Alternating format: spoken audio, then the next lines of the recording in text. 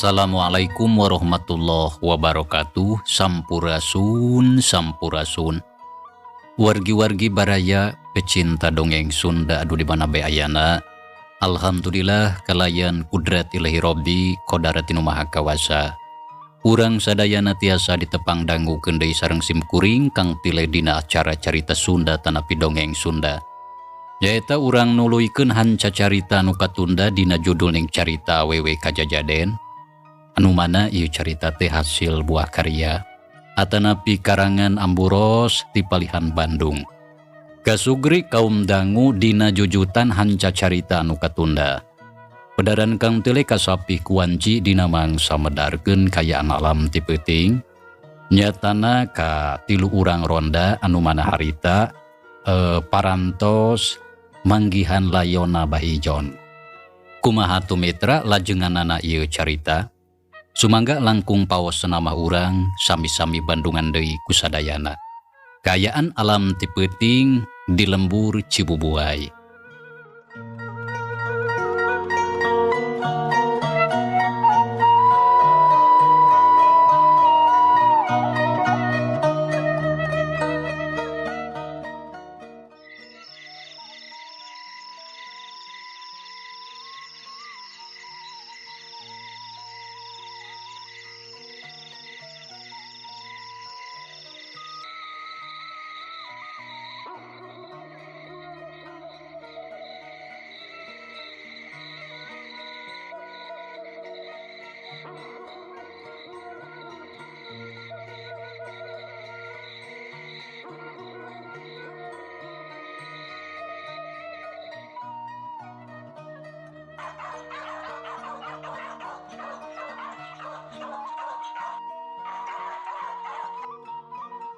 Nah make eureun mang?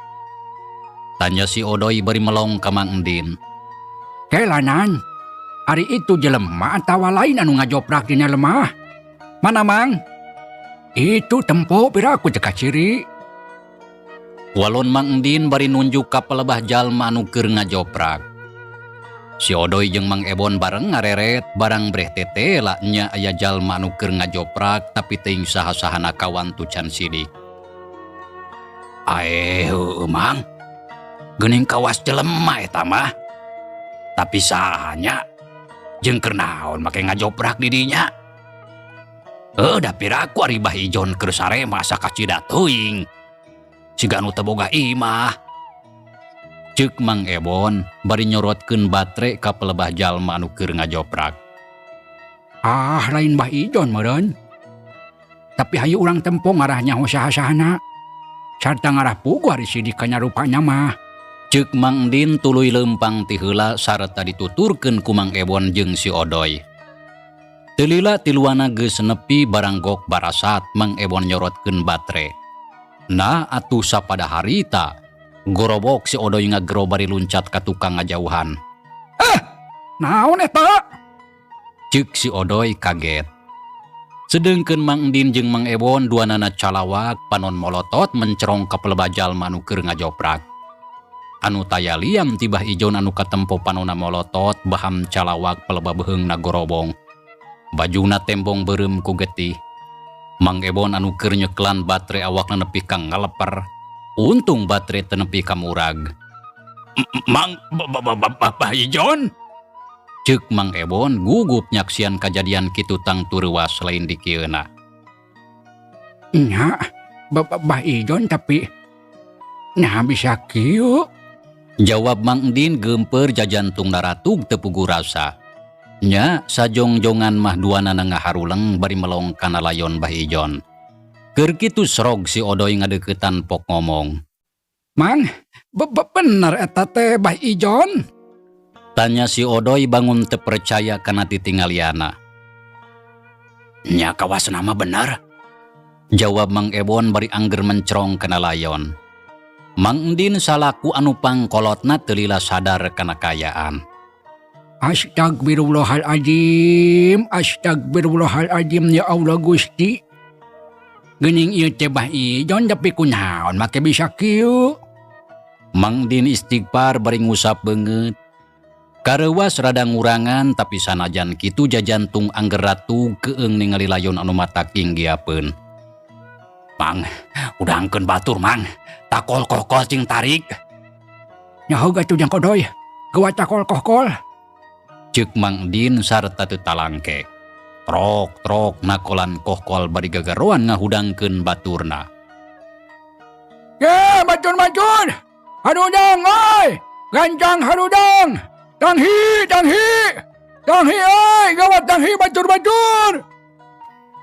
Mang Endin ngagorobok bari terus nakolan kohkol kitu deui si Odoy manehna oge sarua nakolan kohkol.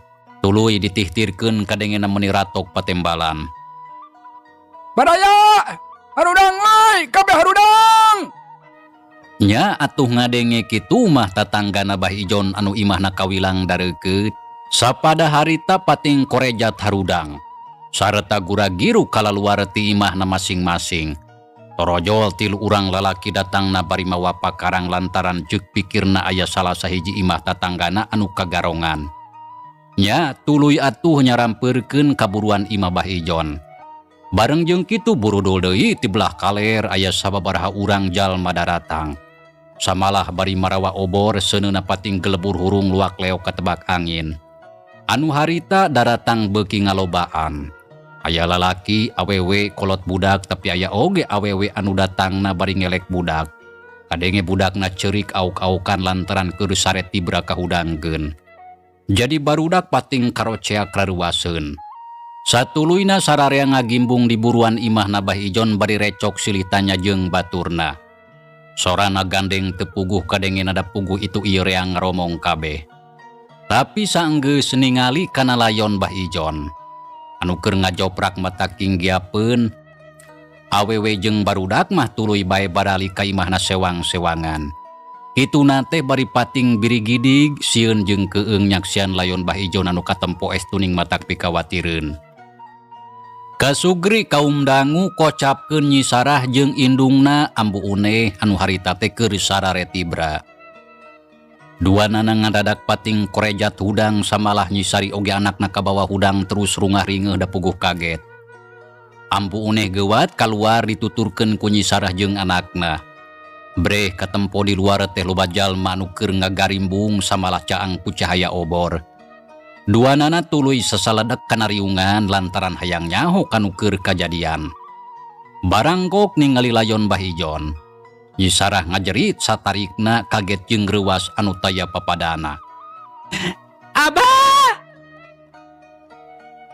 Nyi Sarah ngajerit gabru ngarontok kana awak bapana anu geus ngajoprak jadi layon. Ping ceurik ngagukuk kanyanyerian. Bari tuluy harita ngagulang gaper awak bapana. Sedengkeun Ambu Uneh ningali kitu teu kuat cacarita. Tuluy ngalengger kapiuhan teu sanggup lamun kudu nyaksian waruga salakina anu kaya ana sarupa kitu. Ari Nyi Sari incuna, budak teh ukur ngajengjen bari molohok. Beungeutna sepa awakna ngeleper. Barang nempo kajadian kitu geuwat Ambu Uneh pada nulungan. Regayeng diparayang dibawa asup ka jero imah digolerkeun di kamarna. Kitu deui layon Bah Ijon harita keneh pada ngagarotong ku lalaki limaan. Dibarawa asup tuluy digolerkeun di tengah imah. Saterusna dirurub ku samping kebat nepi ka buni ti suku nepi kana sirah. Kaayaan peuting harita di lembur Cibubuai jadi guyur. Jalma-jalma tuluy juljol daratang bari galecok silitanya nanyakeun kana sababna. Tapi mata kanja kal saurang oge taya anu bisa mere keterangan kalayan jelas sabab eueuh anu nyaksian langsung kana kajadiana. Kaasup ronda anu tilu Mang Endin si Odoy jeung Mang Ebon. Jadi teu bisa mere keterangan anu leuwih. Peuting harita layon Bah Ijon padang rembitan. Ambu une anu geus sadar tuluy nginghak ceurik hatena sedih kabina-bina. Teu nyangka peuting eta salakina baris tilar dunya. Ari Nyi Sarah sanajan kitu hatena teger sarata narima kana kajadian anu tumiba ka bapana.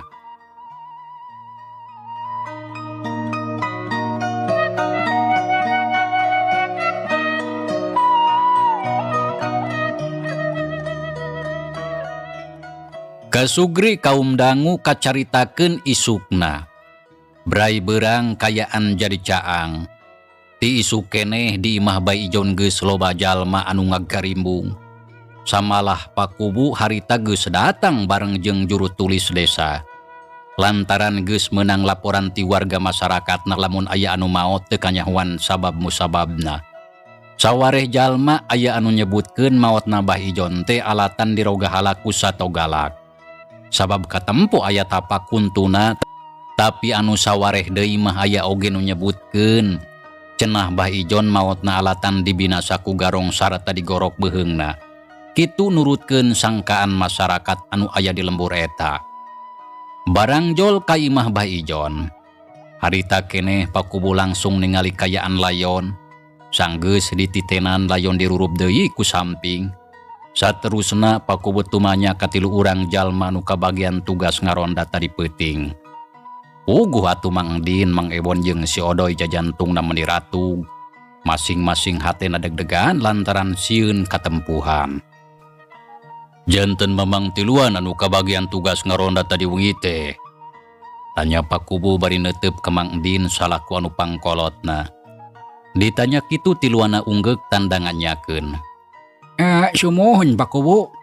Anu kabagian tugas ngaronda tadi wengi mah simkuring tiluan. Daya-daya anu sanes. Walon Mang Endin bari ngareret ka Mang Ebon jeung si Odoy. Anu harita teu milu ngomong maranehna jerem teh bae. Daku pakubu can ditanya. Oh, jadi saterasna kinten-kinten tabu sabaraha ieu teh kajantenanana? Nya pami jelas kana waktosna mah. Kirang terang pun Mang teh. Margi teu kantos ningal jam. Mung bae nurutkeun perkiraan mah kajantenanana teh saca acan tengah wengi. Tah rupina mah kitu. Janten lamun kitu mah kirang ti jam 12 atunya. Nya rupina mah moal tebih ti kitu pakubu. Walon Mang Endin ngajawab kalayan tatag. Pami kitu cobi atuh Mang enggal carioskeun kajantenan anu salengkepna. Sakumaha anu kauningan sareng kasaksian ku Mamang tiluan. Mung bae omat ulah aya anu dikirangan sareng dilangkungan. Margi keterangan ti salira Mamang tiluan teh kalintang penting pisan. Kanggo bahan laporan ka pihak kapolisian, margi pupusna Bah Ijon teu wajar sarata tangtos kedah janten bahan panalungtikan. Supados urang sadayana terang kana sabab musababna maot Bah Ijon. Naha diroga halaku sato galak anjeunna teh atanapi dibinasa ku jalma jahat. Tah kitu cobi enggal carioskeun. Ceuk pakubu bari rutret kanu tiluan. Sedengkeun pajuru tulis desa jeung anu sejena harita ukur nyaraksian. Sararea hayang nyaho kana kajadian anu sabenerna. Nu mawi kieu pakubu anu kauninga sareng kasaksian ku abdi tiluan tadi wengi teh. Insya Allah moal aya anu dilangkungan sareng dikirangan.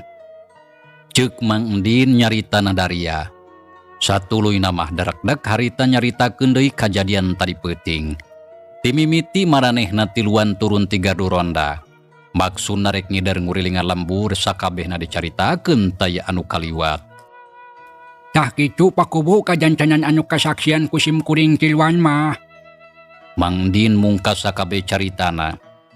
Pakubu jeung anu sejena ngabandungan bari unggut-unggutan tanda ngarti. Oh janten kitu. Mung naha laras eta teh saderek Odoy sareng Ebon. Tanya Pak Kubu bari rutret ka Mang Ebon jeung si Odoy. Laras Pak Kubu telepat. Kitu anu kajantenan teh sakumaha anu bieu tos dipedar ku Mang Endin. Teu aya anu dikirangan sareng teu dilangkungan.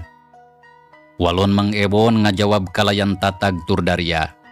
Tuluy ngareret ka si Odoy. Sumuhun daras pisan kitu Pak Kubu anu katinggal ku abdi tiluan teh. Ceuk si Odoy merek keterangan anu sarua jeung baturna anu dua. Oh, janten yakin atuh kitu kajantenanana teh.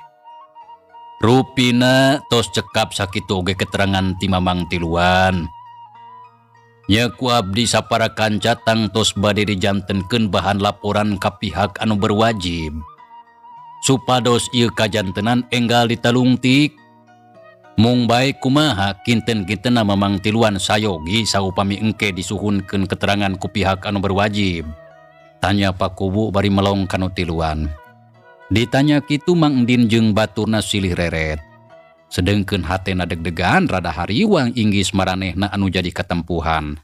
Samalah sieun disangka anu baroga dosana. Teu kedah sieun Mang. Margi moal matakna naon? Saupamina disuhunkeun keterangan ku pihak anu berwajib, nya tukantun jawab sapertos anu nembe tak kitu. Nya pami kitu mah mangga Pak Kubu. Abdi tiluan sayogi. Walon Mang Endin. Sedengkeun Mang Ebon jeung si Odoy ukur unggeuk. Sanggeus kitu Pak Kubu teu bade pertanyaan. Nya terus amitan satuluyna ngaleos indit dibarengan ku juru tulis desa. Maksudna rek ngalaporkeun kajadian anu tumiba ka Bah Ijon ka pihak anu berwajib. Kasugri kaum dangu kocapkeun Pak RT harita teh keur cuhcih ngabagi tugas. Sawareh jalma dititah arindit ka astana pikeun ngali kuburan. Ari anu sawareh deui aya anu keur dokdak nyarieun padung, aya anu niiran kembang, anu ngurus layon jeung sajabana. Sararea digarawe babarengan. Kaayaan harita beuki beurang, anu darata ngabru lobaan, awewe ngerelek baskom di eusian ku beas, aya oge anu mawa amplop eusina duit. Urang lembur sakaben hayang narembongkeun rasa bela sungkawa ka Ambu Uneh jeung Yisara anu keur meunang tunggara. Jag tunda kayaan di imah Bah Ijon. Ayeuna urang nyelang nyaritakeun kayaan di imah Sarkum. Wanci haneut moyan Sarkum kakara nyaring, ya terus diuk di tengah imah di baturan ku Nyi Sawitri bojona. Kayaan awakna geus rada mending teu cara kamari teuing. Bareng jeung kitu torojol maanah ngelek baskom sarta dituturkeun ku Titin. Ningali kitu Sarkum ngareret ka indung jeung adina. Rek ka mana, Mak? Tanya Sarkum bari melong ka indungna. Dari ujang can apal. Nah apal naon, Mak? Tanya Sarkum bari kerung lantaran manehna macan nyaho da kakara nyaring. Eta apan Bah Ijon maot. Hah? Bah Ijon maot? Ceuk Sarkum meni ngajanghok ngadenge beja sarupa kitu teh. Kitu deui Nyi Sawitri katara kaget sok padahal dina jero hatena mah seuri. Nah nya eta teh Tin. Teres Kang, pupusna tadi wengi. Nah aku naon make maot dadak-dadakan. Da kamari sore mah apan teu kuna naon jag-jag belejag. Samalah kalah riributan jeung Akang. Tapi hari ayeuna maot. Naon sababna gering atawa kumaha? Nyatin, maotna kunaon Bah Ijon teh. Nu mawi Kang ece, pupusna Bah Ijon teh teu acan kauningan ngeunaan sabab-musababna. Margi tadi wengi ka pendaku ronda tiluan. Anjeunna teh tos janten layon ngacoprak di buruan. Paleba beheungna gorobong saurna mah. Beut sapertos anu digegal sato galak cenah. Tak kitu Kang. Baruk. Nah sato galak naon anu ngulampreng ka lembur urang? Tanya Sarkum kaget jeung panasaran. Samalah pikiranna asa mustahil lamun Bah Ijon maot alatan dibinasa ku sato galak. Nu mawi duka. Da eta mah mung nembe sangkaan. Pamileres henteu mah teu acan kantenan. margi saurang oge taya anu nyaksian. Nya Ujang, cenah saurang oge taya anu nyaksian pugu mata keran jeung mata kariwang. Sok bisi aya sato galak datang ngulampreng ka lembur urang. Kumaha lamun sok ngorobot ka urang siga anu kajadian ka Bah Ijon. Tang tu mataksieun. Asa teu kaharti ari maotna ku sato galak mah. Da ti baheula oge can kungsi aya kajadian sarupa kieu. Nah Bah Ijon teh dikorobot maung atawa ajag. Tuning matak pikiranon. Ceuk Sarkum sakedapan tuluy ngahuleng mikiran kajadian anu tumiba ka Bah Ijon. Memang bener Sarkum teh teu pernah akur samalah kacida ambek jeung ijid ka Bah Ijon. Tapi ari ngadenge maot mah teu buru ngarasa reuas. Mereka ditu heula atunya. Yang anu kapapaitan. Nya sok ka ditu tapi ulah lila teuing, Mak. Nya moal lila mah oge. Nyai hayu atuh. Ceuk Ma Anah bari ngareret ka Titin. Nya geus kitu duanana ngaleos rek ngajugjug ka Imah Bah Ijon. Teu kacatur di jalana urang kocapkeun Ma Anah jeung Titin geus nepi kanu dituju. Katempo di Imah Bah Ijon loba jalma pabaliut. Aya anu kakara datang tapi aya oge anu rek balik pilih gentik keluar asup ka jero imah. Samalah aya anu keur barang gawe. Ma Anah anu kakarajo langsung nepungan ka Ambu Uneh jeung Nyi Sarah. Anu harita keur meuhjeuna ngarasakeun kasedih. Sanggeus amprok tuluy silih rangkul bari ngarumbar cimata. Teu asa-asa Nyi Sarah diusapan sarta dibebaraha hatena. Sanajan kasebut kaurut minantu tapi kanyaah nama Anah ka Nyi Sarah teu ngurangan. Da puguh salila babarengan teu kungsi aya pasoalan anu matak nganyerikeun hate masing-masing. Kitu deui Titin sarua ningali Nyi Sarah anu harita keur meunang kasedih, hatena miluna langsa. Nya gancangna carita. Kira-kira wanci jam 10 beurang. Urusan ngurus layon sagala rupana geus rengse. Samalah geus disolatan. Pasaran digarotong ku opatan anu satuluyna bring dijarajabkeun ka astana. Sarata diiringkeun ku pangdoa ti kulawargana jeung batur salemburna. Anu kacida ngarasa kaleungitan. Samalah pikeun Nyi Sarah jeung Ambu Uneh asa diheulang kawan tu maotna ngadadak pisan.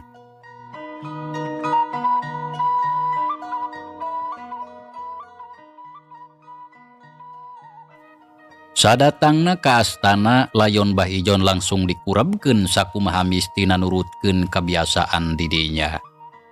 Sanggeus rengse anu jajab, bring barali ka imahna sewang-sewangan. Nya ti saret harita. Kahirupan Nyi Sarah beda jeung anu teh heula. Lantaran ayeuna mah jelas kudu mampu nuluykeun kahirupan sagala kusorangan. Kawan tu teu boga salaki anu baris bisa diandelkeun. Sareta diajak pakumaha. Tapi sanajan kitu dina urusan hal keur nyumponan bubutuh sapopoe mah memang teu matak susah.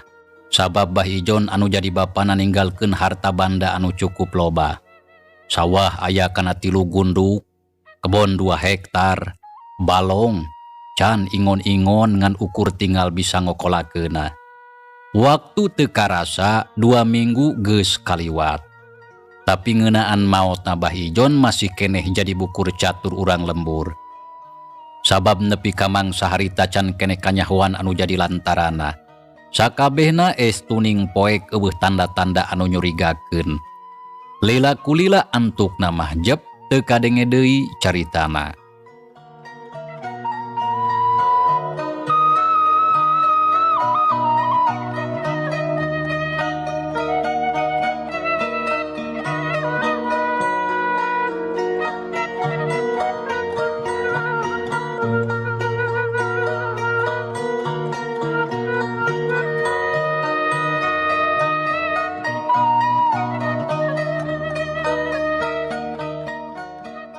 Kasugri kaum dangu. Heuleut 5 bulan ti harita. Urang kocapkeun deui kayaan kahirupan Sarkum anu ayeuna geus cager deui cara sasari. Sabadana maot na Bah Ijon hirupna tuning ayam tentrem tara loba piomongeun. Sajabati kitu usahana teh kalah beuki maju bae. Samalah can lila geus kabeli mobil sedan. Ulasna hideung mentereng herang ngagarenclang. Da puguh weuteuh langsung ti dealer. Samalah lain ukur hiji mobilna oge geus meuli 2 jeung mobil koldola keur ngakutan domba jeung hayam. Lamun ngiangkeun ka pasar ngarah gancang. Nya puguh atuh kahirupan beuki senang. Hirup ngahna-ngahning taya kakurangan. Dibarengan ku bojona Nyi Sawitri anu geulis bahenol herang mencrang matak pikaresepeun. Nya puguh bae Sarkum teh beuki betah aya di imah. Hatena ngarasa sugema jarang aya kuciwana. Kacaritakeun dina hiji poe. Harita teh pasosore, Sarkum sakula warga keur dariuk di teras samalah Sarkum harita teh keur anteng maca koran. Sedengkeun Nyi Sawitri maanah jeung Titin keur guntreng ngarobrol. Bareng jeung kitu torojol aya saurang jajaka datang anu tangtuna geus teu birek deui pikeun Sarkum sakula warga. Sabab anu datang teh si Ojai anu ngahajarek nepungan ka Sarkum jeung maanah.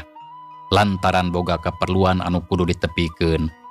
Barang ningali si Ojai datang, maanah Titin jeung Nyi Sawitri curing hak tiluana melong ka si Ojai anu geus deukeut. "Punten, Mak." Si Ojai uluk salam bari nyerenge seuri. Mangga, geuning Jang Ojai.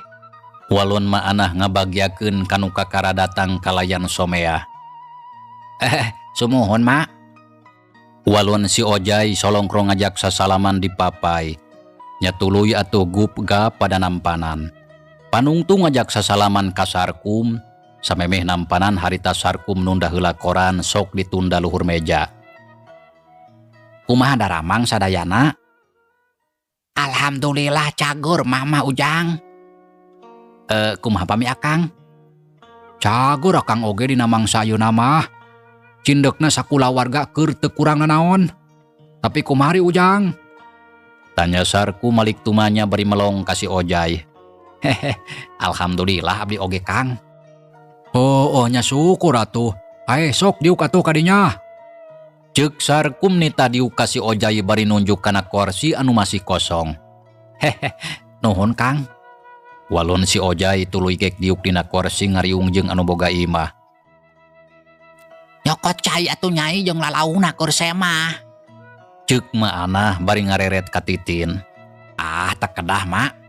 Sawios teu kedah ngarepotkeun da abdi mah sanes sema atuh. Apan tiba heula oge sok mineng ka dieu. Tos Nyai teu kedah ngarepotkeun. Mangga calik deui we ka dinya. Teu ngarepotkeun atuh Kang. Margi mau ngabantun cai hungkul piraku aya tamu menit teu dicai-cai acan. Walon Titin bari imut.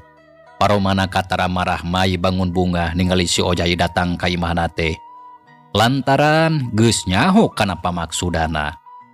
Geus kitu leos atuh Titin ka jero kebat ka dapur rek nyadiakeun cai keur semah. Teu lila geus balik deui bari nanggeui baki dieusi ku cai jeung lalauhna. Sok ditunda luhur meja. Nuhun Nyai. Sawangsulna Kang. Jawab Titin gek tiuk di tempat nanu tadi. Aya naon Jang? Katingalina geuning bangun anu dinas. Tanya Sarkum bari melong ka si Ojai. Nu mawi abdi teh bade aya perlu ka Akang kitu deui ka Mak. Aya perlu naon? Nya Ujang aya perlu naon? Cing pok geura caritakeun. Geuning buat siga anu darya pisan tuning matak penasaran. Walon maanah jeung Sarkum bari melong ka si Ojai. Masing-masing hate ngarasa panasaran. Kitu deui pikeun Nyi Sawitri sarua hayang geura nyaho kana maksudna. Jang, aya perlu naon ieu teh? Cing geura caritakeun. Akang penasaran hayang geura nyaho kana maksud kadatangan Ujang. Tanya Sarkum teu loba malapah gedang langsung bae tumanya kana pamaksudan si Ojai. Lantaran anu sabenerna, Sarkum haroream lamun kudu lila ngobrol. Komo deui lamun pasoalan anu dicaritakeun teu penting pikeun dirina. Nuhun Kang. Rehna parantos kasih ditampi enggal dipariksa. Nya sok langsung we nyarita kana pokona. Ulah loba kaditu kadieu ngadon ngaler ngidul sok lieur ngabandungan. Jeung deui ngarah tereh nyaho maksudna. Sabab akang mah teu loba waktu anu salse. Walon Sarkum nyaritana tandes tur Daria. Ngadenge kitu si Ojai rumenghap. Ucapan Sarkum karasa nyentug kana hate. Tapi teu dijadikeun pikiran pok si Ojai ngomong sedengkeun manah Titin jeung Nyi Sawitri ngabandungan. Pangga Kang, keun atuh urang langsung kana pokona. Nya sok atuh buru caritakeun ulah asa-asa. Ceuk Sarkum tina sikep jeung caritaana. Katara bangun anu geus teu sabar. Saacan ngajawab si Ojai ngareret heula ka Titin. Ningali kitu anu direret punggeuk. Renghap si Ojai narik heula napas saterusna pok ngomong. Nu mawi kieu Kang Sarkum. Anu sanyana abdi sareng Titin rai akang. Nya geus ampir aya kana satauna hahadean. Cindekna mah geus silih pikanyaa, silih pikasih jeung silih pikacinta. Samalah abdi teh geus silih kaitkeun pikir silih cantelkeun rasa. Sarta masing-masing geus kedal carita pada ngucapkeun janji pasini pasang subaya. Lamun dina hiji waktu abdi duaan rek hirup babarengan pikeun ngawangun rumah tangga. Tah kulantaran kitu, ayeuna abdi ngahaja datang ka dieu. Maksud rek nepikeun pamaksudan ka akang. Lamun dina waktu anu moal lila deui abdi baris datang dibarengan ku si Uwa. Nyari niat mah abdi teh sejang ngalamar Nyi Titin rai akang. Pikeun calon pibojoeun abdi. Tak kitu Kang pamaksudan teh. Sarta moga-moga ku akang kalih ku emak kitu deui ku ece kasatujuan. Sarta ngarojong kana paniatan abdi sareng Titin. Ceuk si Ojai nyaritana Daria pisan. Sareta teu asa-asa nepikeun anu jadi pamaksudan nyaeta rek ngalamar Titin adi Sarkum dina waktu anu moal lila. Ngadenge caritaan kitu Sarkum jeung Nyi Sawitri kaget. Sedengkeun manah paromana marah mai bunga ngadenge pamaksudana si Ojai anu boga niat haderek mileheungkeun ka anak bungsuna Titin. Anu nurutkeun kana umur geus cukup pikeun ngawangun rumah tangga. Da harita teh geus 18 tahun leuwih. Naon? Dedengian terek ngalamar adi akang? Tanya Sarkum bari melong ka si Ojai. Kitu deui maanah jeung minantuna. Paras Kang. Kitu pamaksudan abdi teh. Sarta miharep pisan Kang Sarkum kitu deui sadayana. Nya tujuan kana pamaksudan abdi jeung Titin. Nyari mama satuju Jang Ojai. Samalah bunga anu taya hinggana. Lamun Jang Ojai boga niat rek mileheungkeun ka anak emak. Walon maanah teu mikir panjang harita kenehnya tujuan kana maksudna si Ojai. Anu ceuk pikirna kacida pisan hadena. Sedengkeun Sarkum teu waka ngawalon. Nya nuhun pisan, saupami salira emas satuju mah abdi bingah. Ceuk si Ojai. Paromana marah mai lantaran maanah indungna geus nya tujuan. Kekeh heula Anan. Terus terang kaget akang teh ngadenge caritaan ti Jang Ojai teh. Cenah tadi nyebutkeun geus aya kana satauna hahadean. Tapi naha salila ieu akang teu kungsi nyaho. Tanya Sarkum nyaritana rada tegeug, samalah hate teu pati panuju. Sikepna anu sarupa kitu tangtu karasa pisan ku si Ojai. Nya dina hal ieu mah tangtu akang can terang. Lantaran salila ieu rumasa abdi can wani terang-terangan nyarita. Tapi sanajan kitu tangtu aya alesana. Ari alesana anu kahiji samemeh nepungan ka akang. Tangtu abdi kudu ngabuleudkeun heula patekadan. Sangkan teu galider dina palebah nangtukeun kaputusan anu hayang ngawangun rumah tangga jeung adi akang.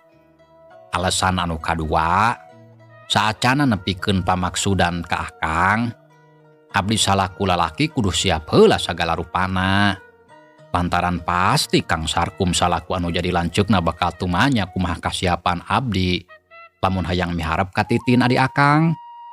Lantaran ngawangun rumah tangga teh jelas teu gampang. Sarta kudu geus boga keur bekel ka hareupna. Ceuk si Ojai nyaritana bari pepeta. Sarta dibandungan ku sararea. Tah bener kitu. Rek ngawangun rumah tangga teh tangtu kudu geus siap sagala rupana. Kaasup keur bekel pikeun ngahirupana. Tah ayeuna akang rek nanya. Yang ojai teh kira-kira geus boga duit sabaraha nu matak geus wani datang ka dieu pikeun ngalamar titin adi akang? Tanya Sarkum bari neuteub seukeut. Ngadenge pertanyaan kitu si ojai ngahulang. Da puguh kaget sarta teu nyangka lamun Sarkum rek tumanya kitu. Samalah titin maanah jeung Nyi Sawitri sarua kagetna. Naon jang? Kumaha maksud hidup teh make nanya kitu? Ceuk maanah bari melong ka Sarkum. Cicing mah ulah pipiluan ngomong. Jeung deui dina hal ieu mah mate ulah sok kurung gusuh gampang narima. Lantaran sagala rupa oge kudu puguh sarta kudu dipikiran heula anu asak apik jeung taliti. Lantaran bisi mata karuhung ka hareupna. Tembal Sarkum gancang ngagebes ka indungna. Sangkan teu pipiluan ngomong. Ngadenge kitu jep maanah jempe sedengkeun titin ukur ngeluk tungkul. Tah kitu jang ojai. Geus boga sabaraha teu teundeunnan duit. Anu matak boga niat hayang miharep ka adi akang teh, hah? Sarkum tumanya deui ka si ojai anu keur ngahulang. Kieu Kang. Dina hal ieu mah abdi rumaos teu gaduh simpenan duit anu loba jumlahna. Tapi ari kanggo sakalian salamatan mah eta oge aya. Asal salamatan we sederhana, sakadugana sakemampuhna. Walon si ojai sorana kadenge rada ngageter. Jajantungna ratuk deg-degan inggi Sarkum teu nya tujuan kana maksudna. Oh, jadi ukur mampu pikeun ngayakeun salamatan anu sederhana. Taras kitu Kang. Margi ari kedah salamatan gegedehan mah pikeun abdi mah pimanaeun. Lantaran tangtu ku akang oge katingali pisan kumaha kahirupan abdi dina sapopoe anu batan sakieu. Nya lamun kitu mah hampura we atuh. Lamun akang moal bisa narima kana paniatan yang ojai. Sok sanajan eta niat teh hade. Lantaran terus terang akang teh embung lamun boga adi awewe anu ngan hiji-hijina kudu kawin ka jelema sangsara. Sabab kasangsaraan teh geus karasa pisan kumaha beuratna. Sarta akang sorangan ngarandapan. Walon Sarkum nyaritana tandes. Nolak kana paniatan si ojai. Ngadenge jawaban kitu puguh atuh titin ngajeng hokpok ngomong kalanceukna. Kang Sarkum, nah Kang teh meuni tega nyarios kitu. Tanya titin panona ngembeng ku Cimata. Samalah teu karasa ngaberbei masuhan kana pipina. Kitu deui maanah carinakdak hatena nalangsa. Tega kumaha titin? Sidik matak nyarita kitu teh bakat kunyaah akang teh. Sarta akang embung ningali anu jadi adi hirupna sangsara. Dari anu kasebut hirup ngawangun rumah tangga teh kudu salilana yo. Nya kira-kira sanggup di bawah hirup balangsak. Pake jeung dahar ukur saya aya. Jawab Sarkum bari molotot ka adina.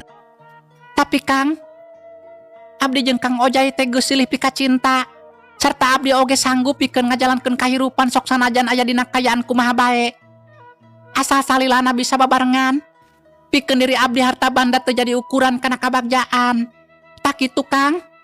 Oh, jadi maneh marumah tangga dengan ukure kandalkeun cinta. Yo titin. Dengekeun cing saregap. Anu kasebutna cinta. Tapi lamun teu dibarengan ku harta banda moal tahan dira. Da beuteng mah lapar sarta kudu dieusian ku kejo lain ku cinta. Nya atawa henteu. Kudu jadi contoh atuh kumaha kahirupan akang baheula basa rumah tangga jeung Nyi Sarah. Hirup balangsak teh ripuh. Samalah seubeuh ku panghina batur. Tapi ari ayeuna rek diturutan deui ku maneh. Ceuk Sarkum bari tutunjuk. Beungeutna beureum ambek kanu jadi adina lantaran wani ngabantah sarta teu nurut kana caritaana. Kang Sarkum cing sabar Kang. Ulah sok babari ambek. Mending oge sok badamikeun anu bener karunya ka titin. Ceuk Nyi Sawitri mepelingan kanu jadi salakina. Cicing, nyai mah ulah pipiluan. Lantaran ieu mah urusan kulawarga akang. Jawab Sarkum langsung ngagebes kana caritaan bojona. Samalah nyarek sangkan Nyi Sawitri ulah pipilueun kana urusana. Ngadenge kitu Nyi Sawitri ngarenghap narik napas jero. Satadina mah boga niat hayang nembongkeun kanyaah kanu jadi adi beuteungna. Tapi ku Sarkum kalah disentaknya antukna teu ngomong deui. Tah kitu jang ojai kaputusan akang mah. Payahna pisan sarta hampura lamun akang moal bisa narima. Jeung deui anu sabenerna mah akang geus boga rancana sorangan pikeun Titin adi akang. Ngan pedah acan ditepikeun lantaran can aya waktu anu hade. Nya boga rancana naon kitu Ujang? Tanya mah Anah bari melong ka Sarkum. Kieu mah anu sabenerna mah. Kuring geus boga niat rek ngajodohkeun Titin ka Haji Uya kawauhan kuring di pasar. Manehna teh duda ngan boga anak 3. Umurna aya kana 50 tahun leuwih saeutik. Tapi sok sanajan kasebut duda, Haji Uya teh jelema beunghar. Samalah tuh jongkona oge boga 5 ditambah ku imah. Can sawah, can kebon, balong, mobil, jeung rea-rea deui. Nya pokona mah sagala boga weh. Jadi lamun Titin daek jadi pamajikan mah geus pasti hirup teh bakal senang. Sarta moal aya kakurangan. Samalah lamun eueuh halangan, dina poe Minggu isuk Haji Uya rek ulin cenah ka dieu. Maksudna hayang amprok jeung Titin tah kitu. Ceuk Sarkum nyaritana daria pisan. Barang ngadenge caritaan kitu puguh bae atuh Titin ngaranjuk jajantungna ratug beungeutna sepa. Naon Kang Sarkum? Dedeng nyanterek ngajodohkeun abdi. Tanya Titin sorana ngageter. Cimata murubut masuhan kana pipina. Nya kitu Titin. Geus teu kudu corik lah. Samalah kudu bungah lantaran teu gampang boga pisalakieun ka jalma beunghar teh. Komo deui ka Haji Uya anu geus kakocap beunghar. Sajabati kitu jelmana bagur. Someah, ramah tamah jeung berehan. Kawasna mah naon wae anu dipikah hayang ku Titin bakal dicumponan. Ukur tinggal nyebutkeun. Jawab Sarkum nyaritana beuki daria. Samalah harita tuluy ngareret ka si Ojai anu keur ngahuleng kawasna anu hayang mapanas kana hatena. Kang Sarkum nya anak Kang mah tega jadi lanceuk teh. Tega kumaha ari maneh Titin? Pugunya anu jadi lanceuk mah mata hayang ngajujurkeun kanu jadi adi. Sakan ulah salah pilih. Tapi abdi mah teu suka lamun dijodohkeun ka Haji Uya. Jeung di sanajan kasebut lanceuk akang teu boga hak pikeun nangtukeun kahirupan abdi. Lantaran anu rek ngabangun rumah tangga teh abdi lain akang. Tak kitu Kang Sarkum? Ceuk Titin nyaritana tandes kituna teh bari ngubar cimata. Oh, jadi maneh teh moal narima kana kanyahan nu jadi lancok. Tanya Sarkum bari molotot beungeutna nyiak beureum ambek ka adina. Moal? Tembal Titin tandes bari neuteub seukeut ka lanceukna. Ngadenge kitu nyel atuh Sarkum ambek. Ukur sakilat hiuk gaplok.